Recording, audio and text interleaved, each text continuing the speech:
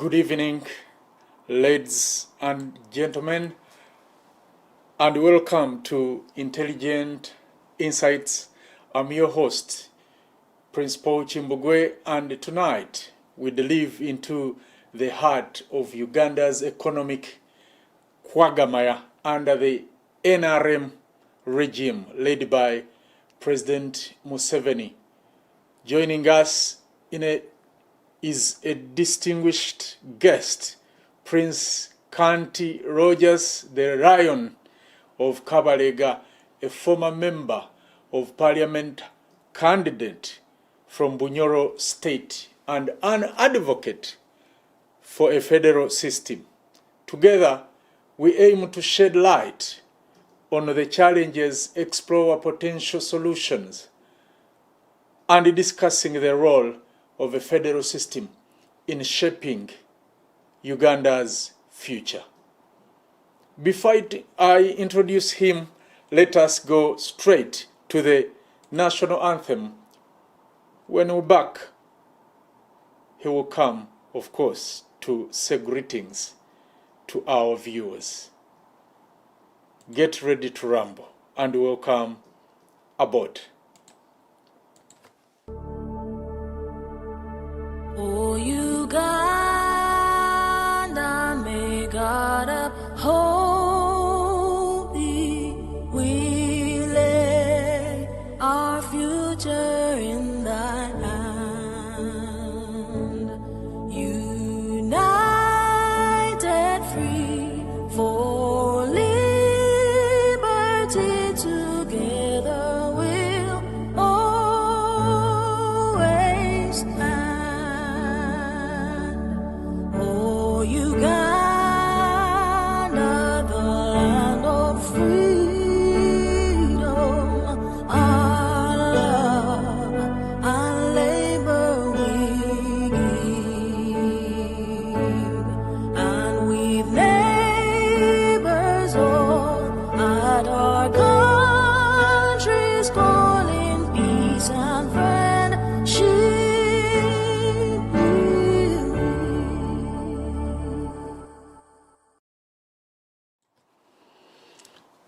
Kale, nyongera okubaaniriza mwenna obwedda abalindiridde programu eno akawungeezi akaleero. Mu studios tulinamu omugenyi kabula dda omulangira Kanti Rogers okuva e Bunyoro azze tutunulire ebyenfuna bya Uganda. Ddala kiki ekyabituusa we biri kati era kiki ekiyinza okukolebwa. Information is power.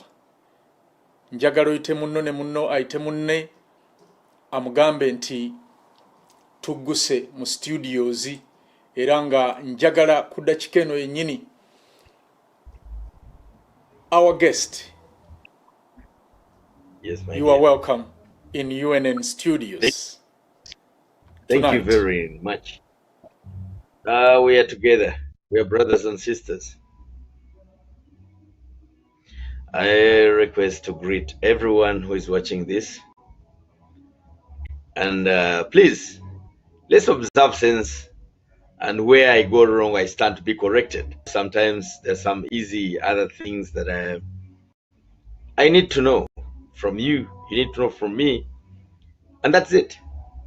Good evening in Uganda here. And good evening maybe wherever you are. And good morning elsewhere. It's a lot to discuss. Thank you.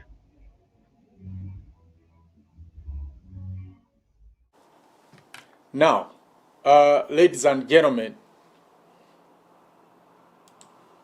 before we proceed with our discussion tonight, I would like to take a moment to honor the brave Ugandan soldiers who tragically lost their lives in the recent attack by Al-Shabaab in Somalia. Our hearts go out to their families and loved ones during this difficult time. These foreign heroes made the ultimate sacrifice in their mission to bring peace and stability to our neighboring nation, Somalia. We salute their bravery, dedication, and service to our country. Let us observe a moment of silence in their memory.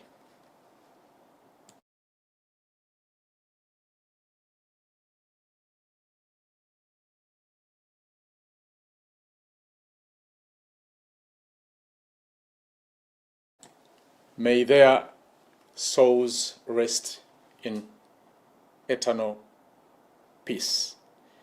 Now, we have a guest in the studios, and we want to hear from him his view about this tragedy. Prince Kanti. Yes, my dear. Yes, my dear.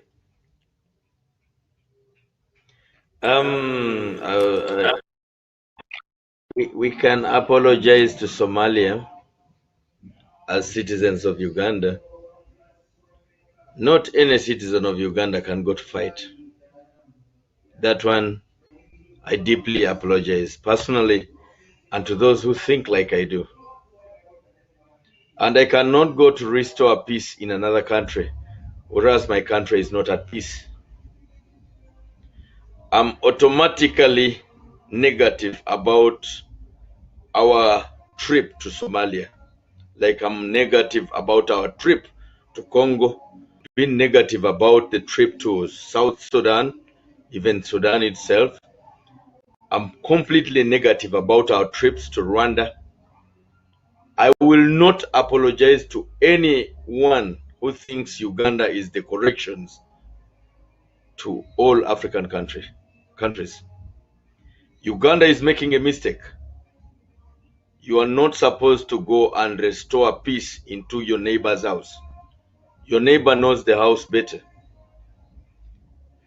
The trip to Iraq, much as they call it a domestic sacrifice, to me, it's a mess. Uganda has a lot to fix. How do we go to fix peace in Iraq, where the Americans failed during Farai did? To me, whoever went there went at his own or with his other masters who made him go there. I want to tell you something, the country. Men are very few in the world. We are very few men in the world. And we are the most killed in the world. Women are suffering. It's a social factor. This is a social factor. Most women don't have men. And most men don't have jobs. The only job they are resorted to is going to die or kill. I don't regret that trip. It's men who produce women. Through women, we produce women. We produce men. It's men who marry women. It's men who are very few in the world. And you still go to be killed in the neighbor's house? I'm deeply not sorry at all. Whoever died there died on his own and his master. Please, this I will not forgive anyone. Even the devil cannot forgive you for going through the neighbor's house to kill. If you're killed in the neighbor's house, you're a thief. I'm deeply sorry. I will not apologize for this. Remember, Jesus was a man who never produced a child. It's also a crime. This is a doctrine of demons. Let's agree upon ourselves. May I ask brothers and sisters who are watching, how many you have? And how many children do you wish to die?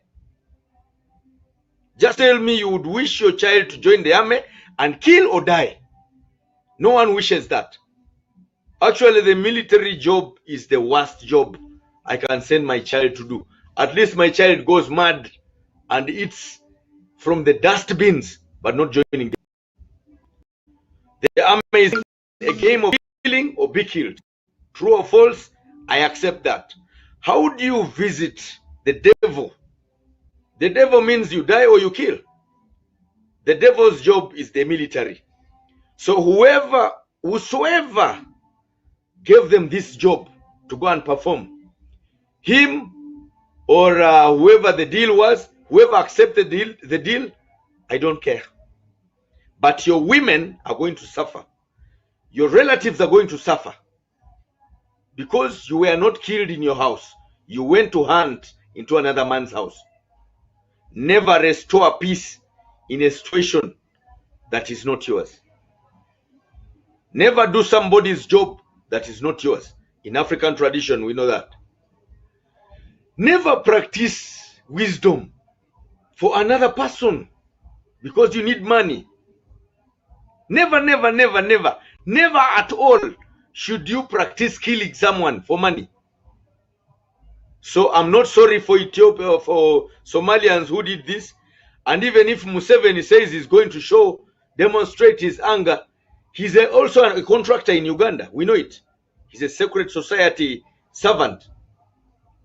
Uganda, we are demanded a president by South Sudan. Uganda, we are demanded a president by Rwanda. Uganda, we are demanded a president by Congo. Uganda, we are demanded a vote of Raila Odinga. And Uganda has lost a lot of people in cold blood who are buried without people knowing. So for Sudan, for Rwanda, for Congo, I'm deeply not sorry. Actually, I'm going for a trip in Kichwamba where I'm a victim. I'm a survivor of the Uganda Technical College attack of 1998, 8th of June. I'm going there. We have to go and pray for the souls of those who died for Congo. Actually, Kichwamba students died for Congo. Because immediately after banning students and killing students of Kichwamba, who are engineers, by the way, simply the president of Congo was assassinated.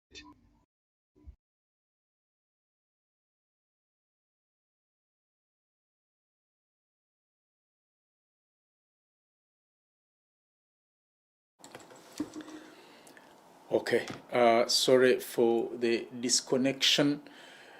We are going to try and fix it, but still, thanks Prince Kanti Rogers for your words. But these were our indigenous Ugandans. And as UNN, our thoughts and prayers are with you, are with the families of our foreign soldiers during this difficult time. We recognize the sacrifice made by these brave individuals and remain grateful for their service. Before move forward with our discussion, fueled by the shared understanding that we must strive for a better future in honor of those who have given their lives for our nation.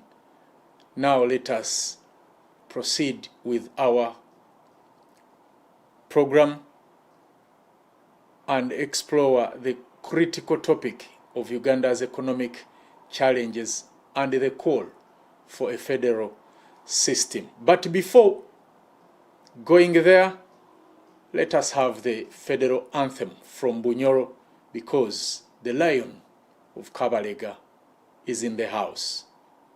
We shall be right back after this anthem.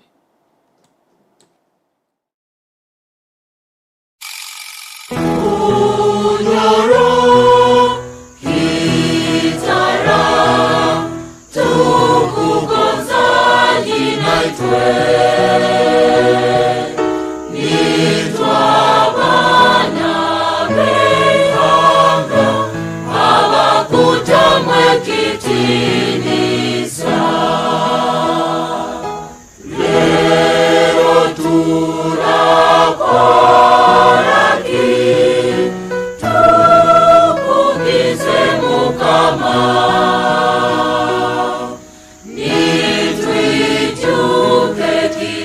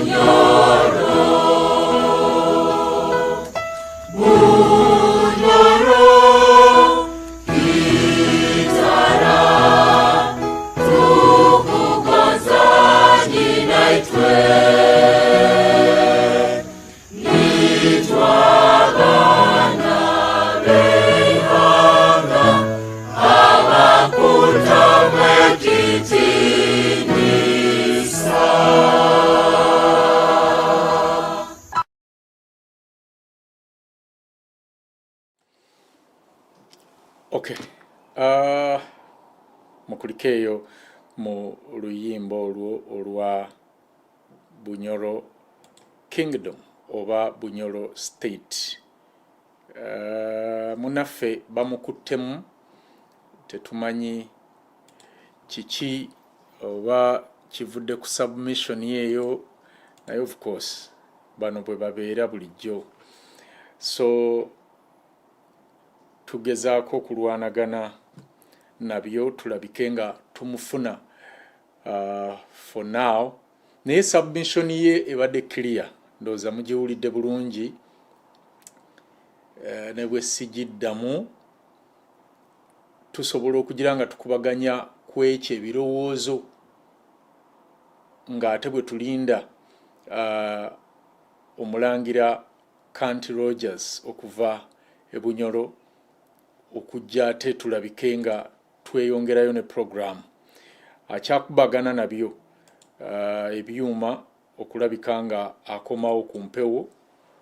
But are you agree with Prince Kanti Rogers? Send us a voice note right now. Oba osobola okutukubirako ku simu zaffe, ku simu yaffe ya studio, ogimanyi bulungi.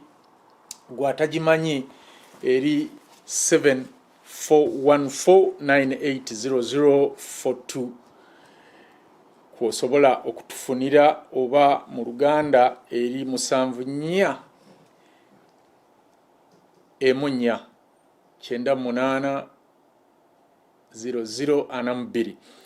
Kuba osindika message oba okuba ng'okozesa WhatsApp ku submission ya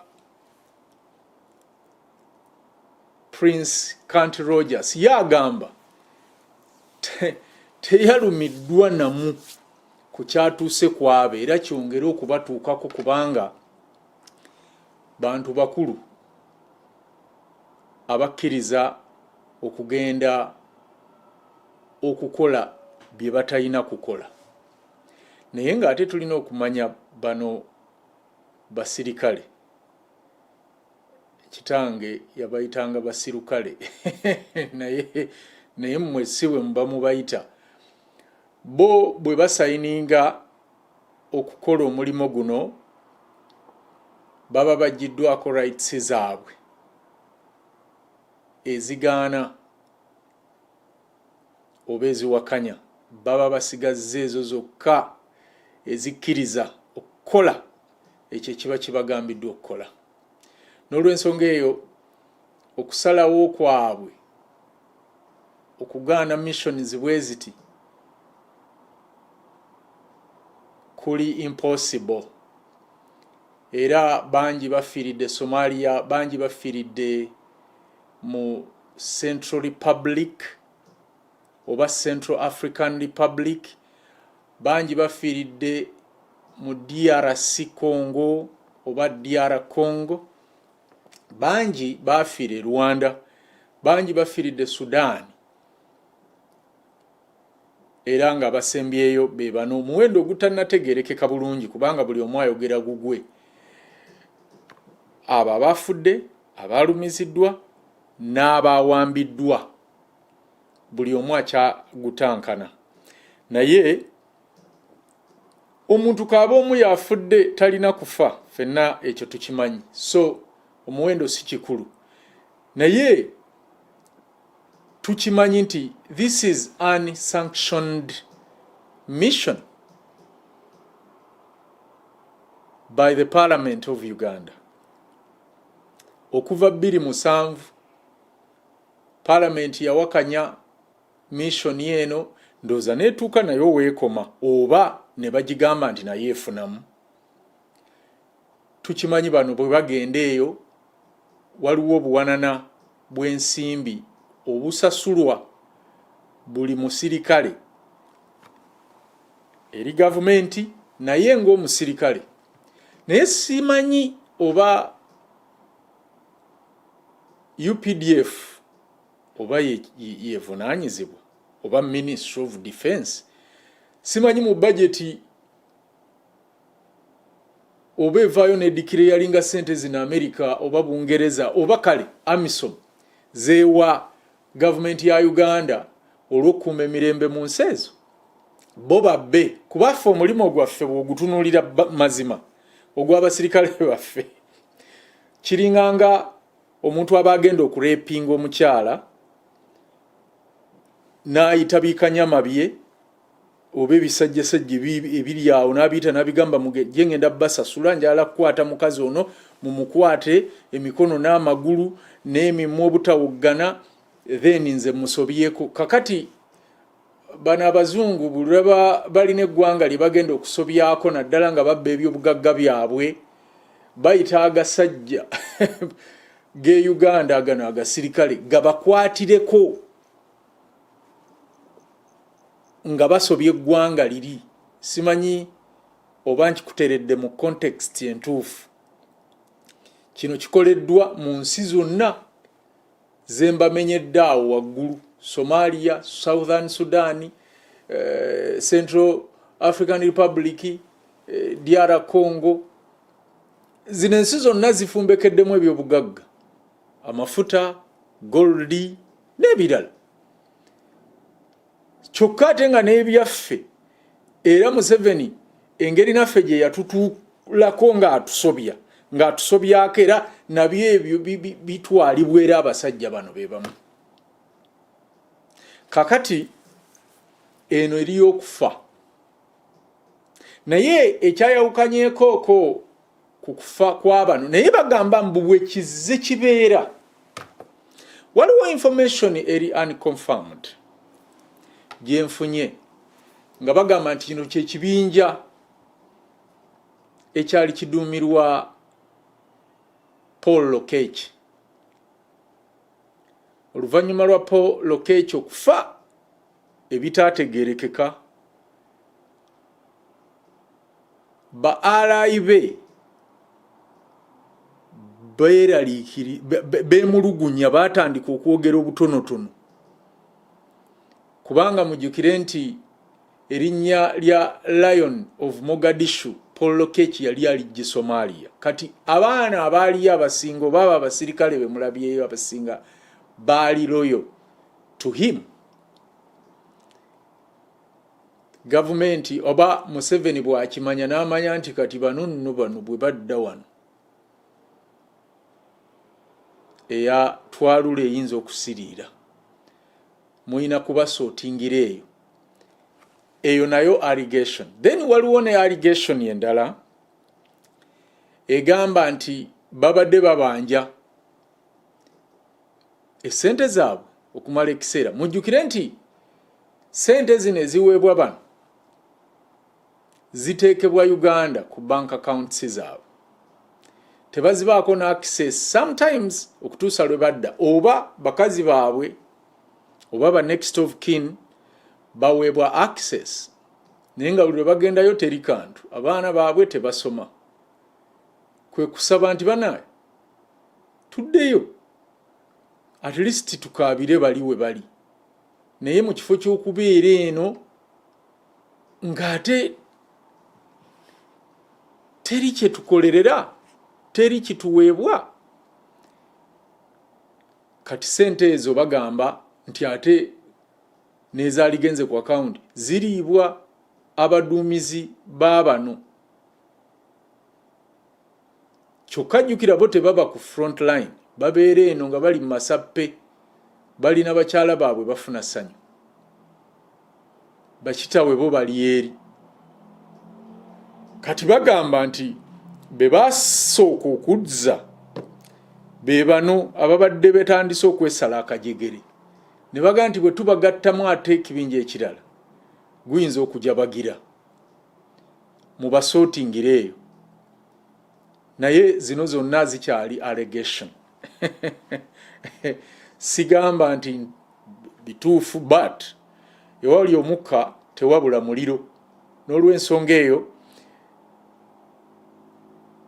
abali mu technical bagezezaako okutufunira omulangira Kanti Rogers era njagala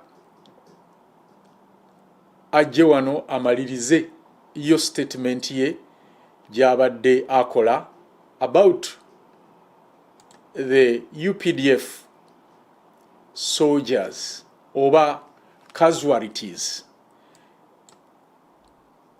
Prince, you can continue from where you had stopped. Okay. One is Ugandans were killed. Two is some Ugandan soldiers were taken, not abducted, captured by the Al-Shabaab. Ate batuwadde warning bagenda basirotaringa just on camera. Kati, I want one thing. Do we sometimes understand that some issues are not ours as Ugandans? Or do we want to show that we are powerful beyond boundaries? I leave that question to everybody. You are free to analyze me, right or wrong. But do you understand that sometimes you just have to bear your own house? Or do you think all houses around town are yours? Take that or leave it. We have lost dear ones. At whose expense? Who is behind? Who is the paymaster? Who is the paymaster? And what are the interests of the paymaster? At whose expense of life are we? Jagara, I want us to understand one thing. We are not supreme as Ugandans. We just have a contractor who assumes he's ever right. He can do anything. No one can touch me. One time he'll face a slap madman. A super madman will slap that guy. There are some things like proverbs in the Bible. We have got some slangs of drunkards. At one time, a drunkard spoke the truth, and churchgoers said, that one is a drunkard. But in a simple manner, somewhere, churchgoers were counted wrong, and the drunkard was right. Can we assume Uganda in a new face? Do we assume Museveni is the alpha and omega of this country? Excuse me, if that's your mindset, get out. In fact, just walk out and go. There is another Uganda without Museveni. Are you aware? Either I or anybody will be there. Whoever sees it is a blessing. You, Prince, you might not see him. I, man, Prince, I might not see him. The ones who will see his exit will celebrate it bigger than any other celebration in Africa. Why? A few Ugandans and a few Africans know that every president who is a soldier in Africa is a secret society operative. Tell me, in Uganda we have 1,000 times bullets per each head. Every gun has 1,000 bullets for every head in Uganda. So is Tanzania, so is Kenya, so is Sudan, so is Congo, to mention but a few. But even one bullet can kill the prince. One bullet can kill you, Prince. One bullet can kill anyone. Why do you go for warmongering? I blame the church. You preach the gospel of brotherhood, sisterhood, but have you preached the same to Mr. Museveni? He gives you cars to drive. He gives you welfare. At one time, I've taken a photograph with our Secretary General at Masindi, Kolping House, Masindi. He requested, or he almost bent on his knees to say, please, delete this, delete. Just a bishop of the Anglican Church here, Kabaleka. He persuaded us, please delete that. Once you print that, I'm gone case. Look at how far religion has gone, but religion brought it anyway. Like right now, I want to blame the Baganda. I want to blame the Ugandans. We celebrate Uganda matters against the king. If the king had a ceremony tomorrow, how many Ugandans would go there? But they are going for the Uganda material for church. Uganda matters. Are they matters or material for church? Digest. Africans have lost fame by religion. Africans have lost faith of being Africans. Religion is the master of guns in this country, in Africa, in the world. Every president you see in Africa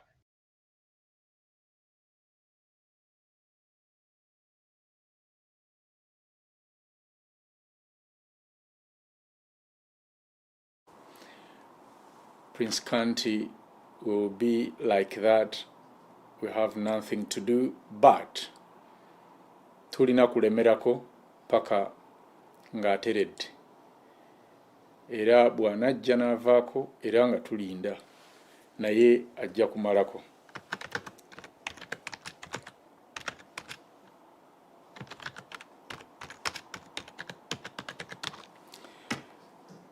Uganda bwetyo bwefaanana.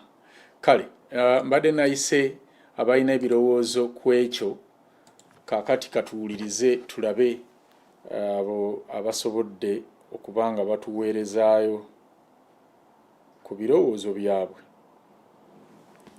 ku kintu kye tubadde tuwogerako, then nga bwe tulinda omulangira Kanti Rogers ate okuba nga akomawo.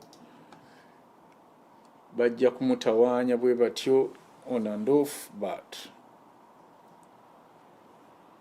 tujja kulwana okulaba nga tumufuna. Katusooke tuwulire ono munnaffe.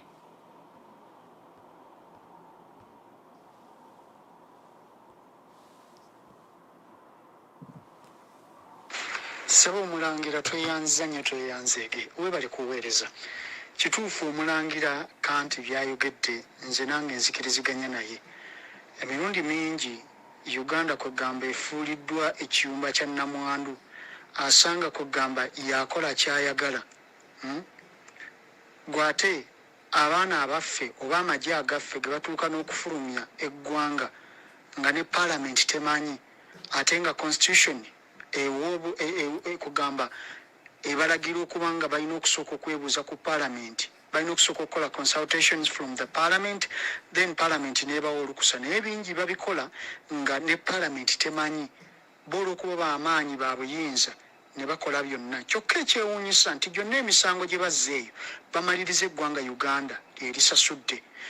Kati mu kaseera kano twogerera, jjukira ensalawo ya kkooti y'ensi yonna ku misango egyaddizibwa Congo. Uganda ebanjibwa obutitimbe n'obutitimbe bw'ensimbi. Baani abagenda obusasula? Bannansi, nze naawe Kimbugwe. Ffe tugenda okusasula ssente ezo. Naye nga tusasulira ssente ze tutalyanga nako, wabula tusasulira abantu abalina ebigendererwa byabwe nga ssekinnoomu, abaagala okwekkusa bokka, abalina yakuga ebintu ebitutegerekeka, abalina ebintu byabwe bagoberera nga balinga kugamba bekigendererwa kyabo oba ebintu bye basinza biriwo okunywa bunywa musaayi bibatuma musaayi. Embeera nzibu nnyo. Nze nzikiriziganya 100 ku kinnaakyo n'omulangira gundi kugamba okwogera kwayogedde, nzikiriziganya nako nti abajasi baffe tebalina kugenda kwetaba mu bintu ebyo. Tebalina kubanga naffe wano wennyini e Uganda tulina embeera etali nnungi eyeetaaga okutereezebwa. Naye abaana baffe lwaki bafiira mu mawanga nga naffe ewaffe wano tuli bubi? Ng'oggyeko n'ekyo tugenda eyo nga tebatuwadde na lukusa, kubanga ekyokugenda okuyamba muliraano tekyandibadde kibi. Naye muliraano yakuyise oba gwe weetutteyo, ekyo kimu. Ekirala ne bw'aba akuyise osabye olukusa kubanga toli kyetwala. weebuuzizza ku bekikwatako ne bamala okudisikasinga ne balaba ngeri ki gye tusobola ng'eggwanga okufunamu. Mulangira bwe tutunuulira amawanga nga America, Bungereza, Bufalansa n'amawanga amalala tegeetaba mu ntalo ze gatagenda kufunamu ng'eggwanga. Naye ekibuuzo kiri nti Uganda bukyanga etandika kuyingira mawanga ago kugalwanira ng'eggwanga tufunyeemu ki? Uganda ng'ensi efunyeemu ki? Nze naawe Kimbugwe tufunyeemu ki nga bannansi? Kubanga ebyokulwanyisa ebikozesebwa bisasulibwa ssente kugamba ssente eziva mu bannayuganda ate abanaku. Kubanga buli kadde buli mwaka bayisa bajeti, nga bajeti esinga obunene, ekitundu ekisinga obunene kigenda mu magye, kigenda mu Ministry ya Defense ne Security. Okwo kwe bagula ebyokulwanyisa ebigenda ne bikola mu mawanga ago. Ate abalala abayiwa omusaayi n'abafiirayo baana baffe, baganda baffe, bato baffe, bakulu baffe, mikwano gyaffe be bafiirayo. Bannamwandu bangi, oba kiraba bannyinaffe bangi bafuuse bannamwandu, abaana baffe bafuuse bamulekwa lw'abantu abalina ebigendererwa byabwe. Omujaasi bambi ye yakolebwa oba enteekateeka y'abajaasi tebabuuza oba mugamba waalaga, naye bakama baabo babi nnyo. Mulangira bakama b'abajaasi bano babi nnyo. Nze mpagira 10 ku kinnaakyo ekirowoozo ky'omulangira Kanti kyaleese. Akuume ssebo, kanjira mbeerako nga mpuliriza puroguramu ssebo. Weebale nnyo, weebalire ddala ssebo. Ebirowoozo byo sisobola kubyongerako.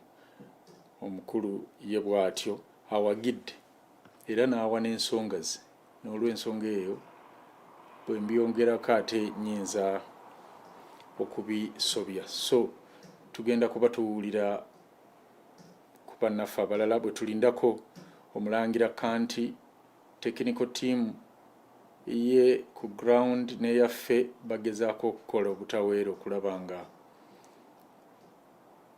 tujjawo interruption eyo ekoozingibwa abampembe abali ku ssaawa eno mu byuma byaffe. Katukuulire munnaffe ono omulala ate ye ki kyagamba.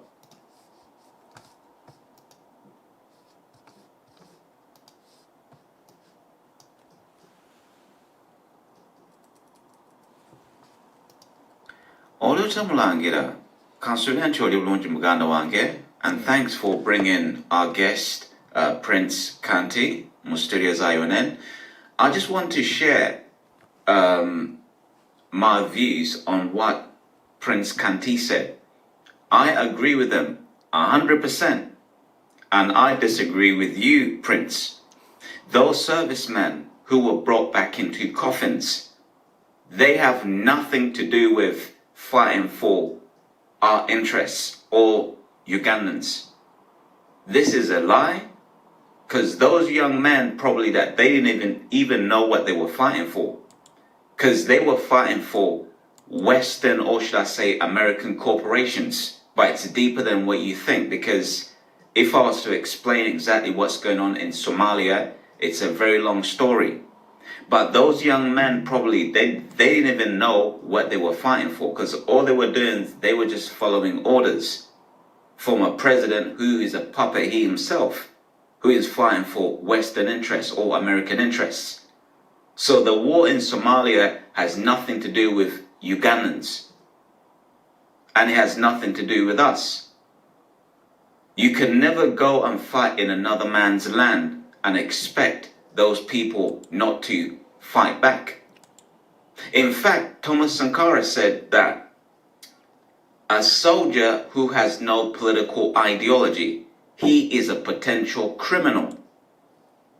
And he was right, because any soldier who has no form of training or has no ideology, any political ideology, he's a criminal, because he's been given orders to go and kill people but he doesn't even know what he's fighting for. You see?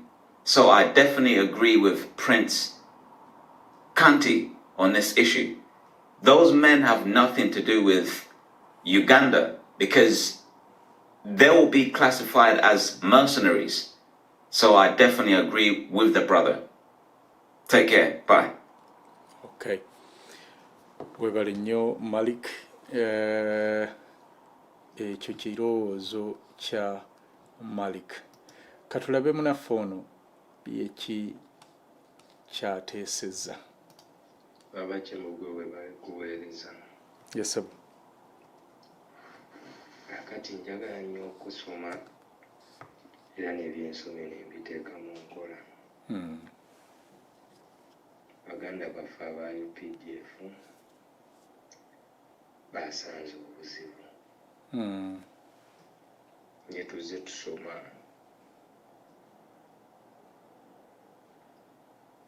oba tolina kyoyize oba tolina kyeweerabira era oba tolina kyakwerabira kubanga oba tolina kyojjukira. Baganda baffe abo bakyabatta lw'ensonga bagaanye okuyiga amagye security operatives bonna beesuulirayo bannagamba bayagga buyazzi bayagga baana abo basasulira basiiba mu makyaki basiiba mu masabo kulaba nti bagende Somalia. Naye olinga anoonya omusingo gwe naye okulinnya aba alina okutta okubattako n'attako basse omusingo gwe ne gusobola okuwera eri bakama be gyakolera ebicuba bye. Kati baganda baffe abo babakoleddeko ekicuba naye era bagaanye okuyiga.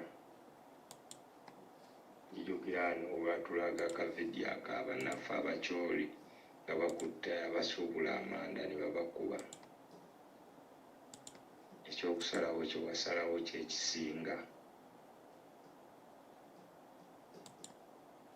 nti bo ffe tunaaba abasiru abalala tebagenda kuba basiru. Kati bannaffe baganda baffe aba UPDF baagaana okuba abagezi basalawo okuba basiru bakyabatta. Mwaka gwe gumu akakodyo ke kamu emyaka egy'enjawulo bomuzijja zozikubamu abo abambuusha abaffe bazigwamu kyekimu mwaka ku mwaka akakodyo kasigala ke kamu. Abakungu bannaye baganda bange mwenna abayuenyen mwebale nnyo.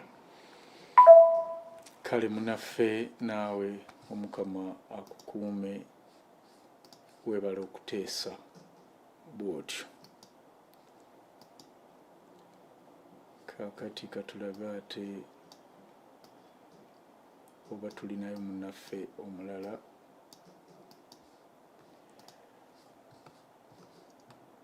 Omulangira bali kuweereza puroguramu omulangira tusanyusa okumulaba Mulangira Rogers tusanyusa okumulaba. Submission yange ku nsonga eyo nze nange yinza obutayawukana nnyo na Mulangira oba nenjawukana naye bw'oba otunulira ennyo newankubadde twagala okukuuma emirembe. Abaana bano okay baganda baffe bano babatwala mu ntalo zino kati ng'eyo Somalia naye ogenda okuwulira ate babanja ssente emyezi 6 tebasasulwa ate nojja okiwulira sayidi endala nti ate UN yesasula ssente. Kati twebuuze UN bwesasula ssente okusasula abaana bano ssente zibulira luddawa? Sisobola okuwagira kintu nti kale abantu batta abantu bano baganda baffe ab'enkya naye eggwanga laffe bwe lyatuuka lyafuuka ekintu ekisekererwa. Buli wamu ffe tuyingizaawo ennyindo simanyi oba tulina nnyo ebyokulwanyisa omuntu asobola okuwagira kintu nga kino naye nawe wenyini otuuka n'owulira obusungu obulya bukukwata. Emirembe gye tugenda okukuma mu Somalia osobola okwebuuza nti mu Somalia balwana, mu Somalia waliyo olutalo, obayinza okuba tewali lutalo. Kati batuba tewali lutalo kitegeeza nti bakama baffe bano bo balina ebigendererwa byabwe mu bintu bino. Nakyo kyonna nga kikizza ebbali bwe bangaliweni eri mu bintu bino esasula direct abaana bano abantu bano bo baganda baffe bano. Naye sente z'abantu bano ziraga luddawa, tebasasulwa, babanja emyezi 3-4. Kwegamba tulina obuzibu ng'eggwanga naye twesabire bwesabizi. Bw'obuuza parliament kubanga tukimanyi oba constitution gye tulinawo gye tuyita ey'eggwanga gye tulinawo at the moment batugamba nti government state erina okwebuuza ku parliament ng'enaatwala amagye awantu oba Congo oba Somalia oba Sudan. Naye simanyi parliament eyo tuba tugenda ne tukebera akayogundi zaabwe, simanyi nti waliwo state yaleeteseeko apulugundi eyo oba proposal y'okutambuza amagye okugatwala mu bitundu ebirala, simanyi.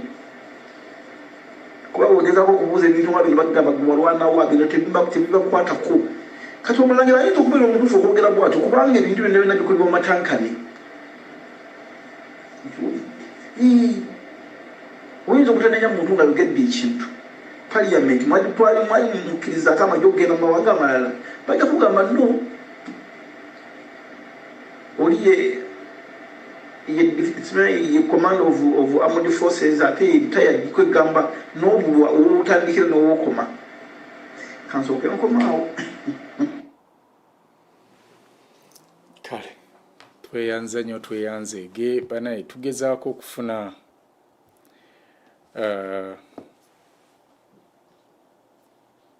Prince Kanti Rogers katulabe oba yessimu banaagikiriza okuyitamu. Tumuyise wano wadde nga twali agadde nnyo okumufuna via video call.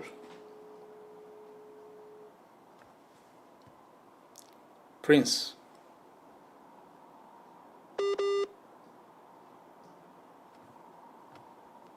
Nessimu nayo bagiremesezza.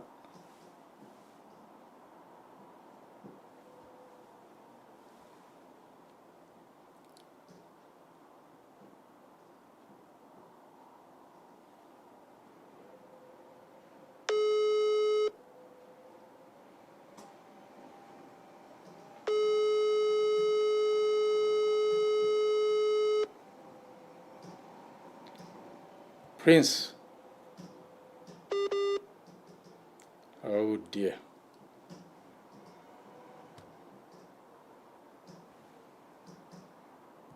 Oh dear. Hey. Kale. Mwongere okuweereza obubaka bwammwe tugenda kuba tugezaako ate okulaba engeri gye tuyiyamu after this break. Tovao tukomao. Hello, dear stupid voters. I'm not here to entertain you or to make you happy in any way, but I'm just here to light you in a few things that we both know that matter. I may not be 100% law-abiding citizen, but I'm a true patriotic and a concerned citizen. I'm so sorry to myself and you that we're in the generation where people are so money-minded to an extent that they don't mind about their future by making wrong decisions that affect them and my country at large. Yes, you always say that you're not politicians and you don't participate in politics. It's true, very true, cause that's what makes you a victim of a situation. Just because you do not take an interest in politics, it doesn't mean that politicians don't take an interest in you. But why do we settle for low politics and broken promises? Maybe we should be more demanding as part of our manifesto, and we will. Maybe one day, one time. But because of my country's addiction to drama and materialism, we always end up making wrong decisions again and again. Many people say, what's wrong with the world, Mama? But me, I say, what's wrong with my country, Lord? I wonder why people leave their brains at home when they're going to cast their votes. People are behaving like they got no senses. A wise little man called Nature once said, the illiterate of the 21st century will not be those who cannot read and write, but those who cannot learn and relearn. It started with the degree holders being employed by those who didn't go to school, but just because corruption is making everything smooth in my beloved country. Yes, corruption in politics is not the one scaring me, but what scares me is how people are comfortable doing nothing about it. And corrupt politicians are not the problem, but the problem are the stupid voters who keep voting for them. Because it's a fool who repeats the same mistakes expecting different results. And it's easier to build strong children than to repair broken men. If you think you're too small to make a difference, try to sleep in a closed room with a mosquito. Still, even the smallest person can change the course of the world. It's in my country where people vote for someone just because he or she looks nice. But the point would have been, everyone should be identified by the content of their character. I wonder why voters are so stupid, because they know the truth, they see the truth, but still believe in lies. But why do we reject the evidence of our eyes and ears? Listen, voters, politicians are like diapers. They need to be changed regularly and for the same reason. Just ask yourself why politicians are so rich and you, the voters, are so poor. That's why they fight so hard to retain their positions, and they're very ready to destroy whoever scares their positions. One time I asked a politician, what do you do for a living? And then he replied, I'm a politician. Remember, voters, politics is not a game, but a serious business to be left for politicians. Voters are given 5,000 shillings to vote for a politician who is going to rule them for 5 years, which means each year was bought for 1,000 shillings. Just know, voters, the most powerful thing you own is your vote.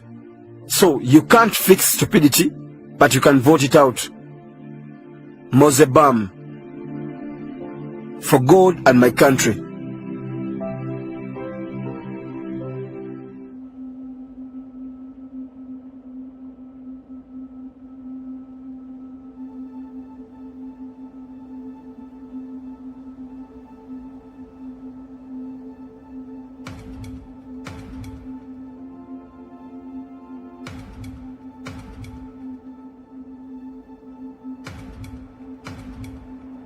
Dear fellow Ugandans, this is a question that has been asked over and over again.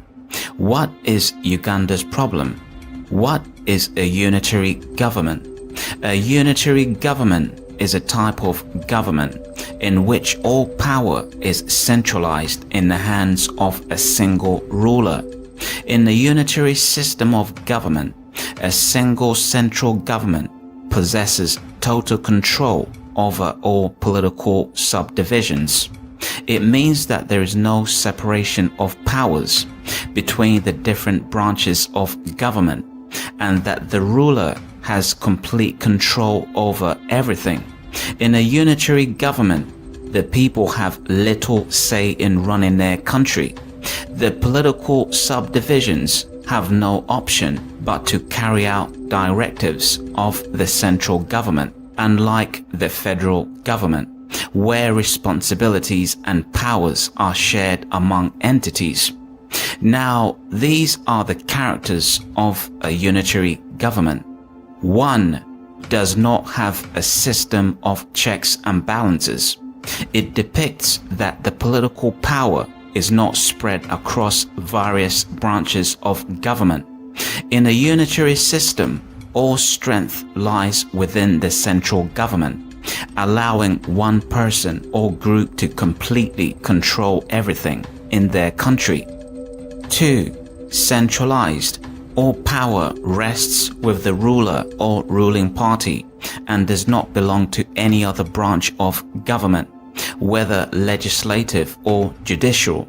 This type of government has little or no system for sharing and distributing power. it will be difficult for people to voice concerns or grievances regarding how their country is run in a unitary system. 3. Powerful ruling party. The ruler holds much more political power than the legislatures because they can make and change laws without the approval of any other branch. They also have appointments in various government branches such as the cabinet and the judiciary. 4. One-party system. There is only one ruling party in a unitary system, and thus there is little or no need for opposition parties and politicians. This allows for much easier control of power and decision-making by the leader.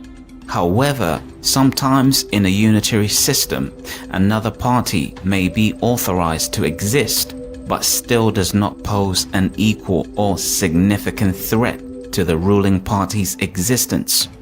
5. Most powerful person is the head of state.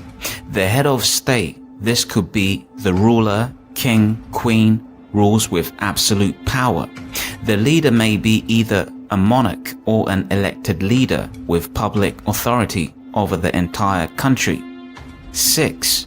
Powerful central government. Power rests with the central government rather than state governments in a unitary system. The head of state holds much more governmental power to make or change laws without getting approval from any other branch of the government. They also have appointments in various government branches such as the cabinet and the judiciary. One-party systems are common in unitary governments because it makes it much easier for the ruling party to control and manage everything related to how their country runs. Every decision can be made by the head of state and their cabinet, leaving little or no room for any opposition. 7. Leaders have complete control over everything. All are submissive to the leader. There is no system of checks and balances. Thus, there is lack of separation between powers. It means that all power rests within the central government rather than individual branches of government such as the legislatures and the judiciaries. The ruling party has complete control over decisions with little interference from anyone else. Unitary governments are similar to authoritarian governments because both eliminate many sources of balance to apply pressure on specific issues. As a result, progress can be easily achieved without multiple opinions or points of views. 8. Weak state governments. In a unitary system, state governments are fragile compared to the central government. The head of state has complete control over everything, which means that all power is centralized within the central government. It's one of the main reasons there is usually only one ruling party in unitary systems. It makes it much easier for the ruling party in charge to exert their influence and gain complete control over everything. It is notable that most stable and progressive countries have federal forms of government, while countries that are unstable and have low economic growth have unitary forms of government. These are countries that always have problems, plunged into civil wars, dictatorships, weak institutions, corruption, and long overstay in power.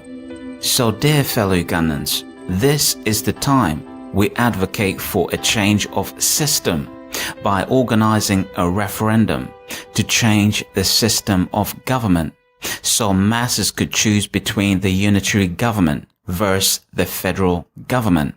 Thank you. The revolution is on. NOUNN, Umbrella News Network. Hey, yeah. This is UNN, Umbrella News Network. Hey, yeah. White House Music. Chumbuwe live, yatueleza no live. Tumuulila fe live, tumubela ko fe live. Oh, esi suna nange mbako live kuchimbugwe live antampa vibe njagala kubuusa kw'abadde takimanyi Chimbugwe live ye mumanyi mubamanyi yatubuusa gye tubadde tetumanyi alina bwino mungi ku UNN ebyobuwangwa ebyobufuzi ebyobulamu sako ne business agattamu ye Chimbugwe live ye best of the best and better than the rest.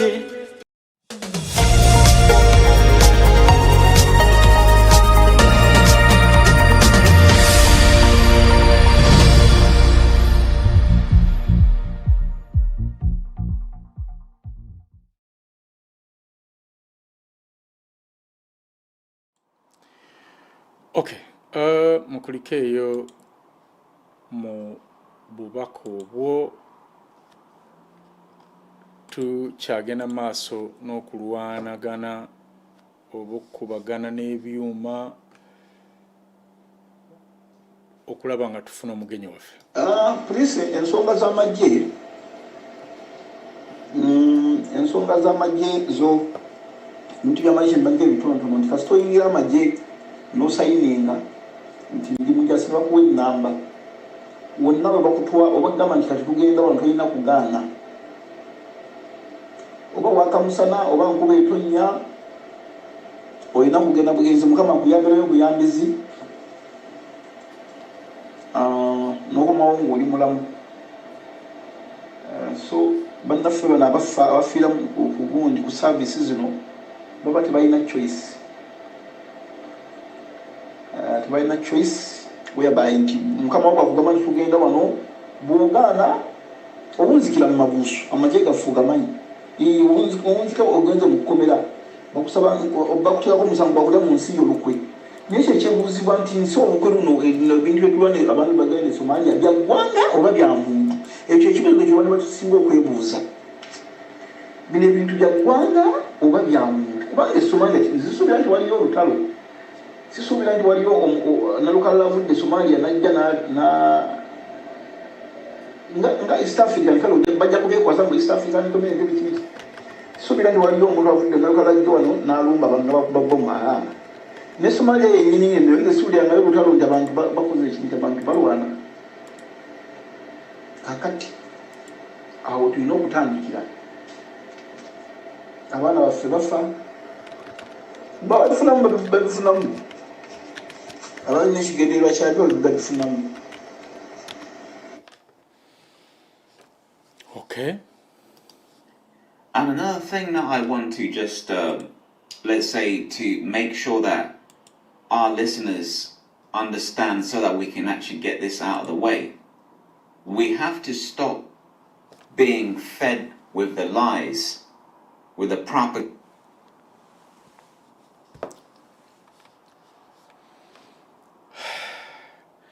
Tugezezaako ekisoboka kirabika kiganye twagala okubeetondera mwenna nti program kebeere postponed. We organize tomorrow okulaba nga omugenyi waffe tumufuna ne tumukomyawo. Buli kimu kyonna kiri now disconnected. Even his voice calls can't go through, video calls and our system calls. Kale nja kubebaza mwenna babaddeko ali abagumiikiriza. It's really frustrating naye tetulina kyakukola. Eyeewooza omumba gwe bazikuba. Tukwatagane olunaku olw'enkya Mukama bw'anaaba ayagadde. Musule bulungi. Mweraba.